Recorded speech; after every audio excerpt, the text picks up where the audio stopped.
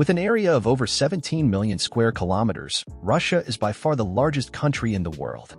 It is approximately 47 times the size of Germany and covers around 1/9 of the landmass of the entire Earth. The area used to be even larger. But how was Russia, whose center is located on the European continent with Moscow and St. Petersburg, able to spread to the Pacific coast? The first predecessor state, which extends over the territory of Russia, Ukraine, and Belarus and is regarded by all three countries as the founding state, was Kievan Rus, a large East Slavic empire that was formed around 980 and finally adopted Christianity as its state religion in 988. However, this empire fell victim to the Mongol invasion in 1240. The Mongol invasion accelerated the imminent collapse of the Empire of Kiev, and it disintegrated into several successor states, all of which were under the control of the Mongols, or the so-called Golden Horde. These principalities fought for supremacy for a long time. The Principality of Moscow eventually emerged victorious from these battles, as its leader Ivan the Great succeeded in ending Mongol rule and uniting all Russian states under one banner. As early as the 16th century, under his grandson Ivan IV, also known as Ivan the Terrible, the so-called Cossacks, consisting of cavalry units, set out to extend the Russian borders beyond the Ural Mountains and conquer Siberia and the Far East.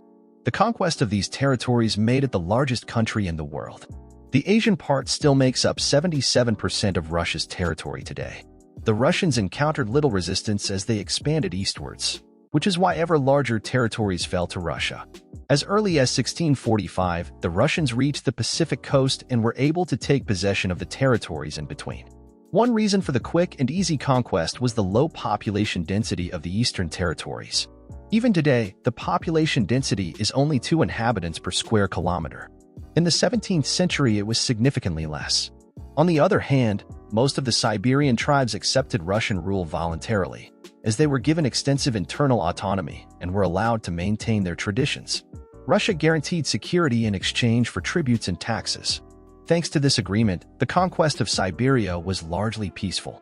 To the west and south, however, the expansion progressed much more slowly. The reason for this was that the Russian Empire encountered far stronger and more influential opponents there, such as Poland, Lithuania, and the Ottoman Empire. From the 17th to the 20th century, there were repeated wars and battles against these countries and their successor states. With the reforms named after him, Tsar Peter I modernized the Russian Empire, which had been imperial since 1721, and brought it closer to Western Europe, enabling the empire to consolidate and further expand its great power status. After the victory over the Grande Army in Napoleon's Russian campaign of 1812, the Russian Empire further consolidated its status as a great power on the European mainland. Eventually, the Russian Empire reached a fabulous size of 21.8 million square kilometers, even larger than today's Russia.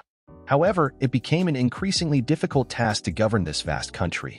As early as 1865, a Russian official warned that Russia was becoming too big to understand what was happening on its borders.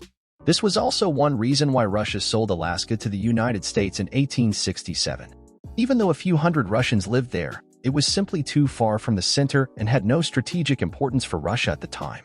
The Americans got quite a bargain, as the territory, which would fit Germany 4 times over, cost only $7 million, about $120 million by today's standards. The February and October revolutions in 1917 during the First World War ended the Tsar's rule over Russia, and the Socialist Soviet Union was founded, which existed until 1991. The Soviet Union was even larger than the Russian Empire. Its total area was 22.4 million square kilometers. With the breakup of the USSR into 15 different states, today's Russia was formed. Despite its huge territory, Russia is now only in 9th place worldwide in terms of population, with 146 million inhabitants. Countries such as Bangladesh and Pakistan, which have a much smaller area, are far ahead of Russia. The reason for this is that large parts of the Far East and Siberia, especially in the north, are virtually uninhabitable due to the harsh climate and permafrost soils. Around 77% of Russia's population, equivalent to approximate 110 million inhabitants, now live west of the Urals, particularly in the 2 largest metropolitan areas of Moscow and St. Petersburg. If you like this video, subscribe to this channel now so you don't miss any more in the future. If you want to support us further, you can become a channel member. Thanks for watching.